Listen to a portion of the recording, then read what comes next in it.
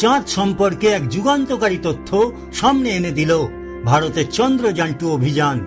জানা যাচ্ছে ভারতের চন্দ্রযান-2 মিশনের তথ্য বিশ্লেষণ করে চাঁদের দক্ষিণ মেরু অঞ্চলে মাটির নিচে বরফের অস্তিত্বের সম্ভাবনার নতুন প্রমাণ পেয়েছেন বিজ্ঞানীরা। ভারতের মহাকাশ দপ্তরের অধীন ফিজিক্যাল রিসার্চ ল্যাবরেটরির গবেষকরা এই গুরুত্বপূর্ণ আবিষ্কার করেছেন। ইন্ডিয়ান স্পেস রিসার্চ অর্গানাইজেশন বা ইসরোর ওয়েবসাইটে প্রকাশিত এই তথ্য ভারতের চন্দ্র গবেষণা কর্মসূচিতে আরেকটি বড় সাফল্য হিসেবে দেখা হচ্ছে।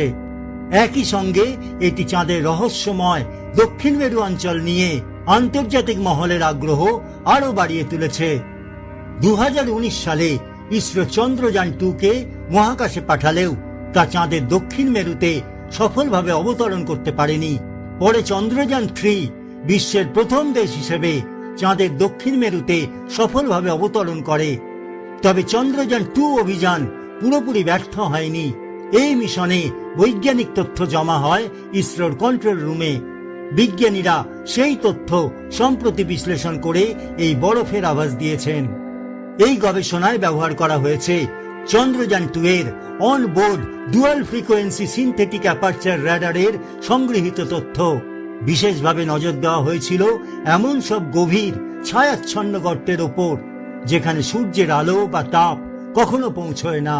সংবাদ মাধ্যম ডেকান ক্রনিকলের রিপোর্ট অনুযায়ী নতুন গবেষণা ও তথ্য বিশ্লেষণে জানা যাচ্ছে চাঁদের মাটির নিচে জমাট বরফ বা হিমায়িত জলের ভান্ডার থাকতে পারে, বিশেষ করে যেসব অঞ্চল সব সময় ছায়াচ্ছন্ন বা যেখানে সূর্যের আলো পড়ে না।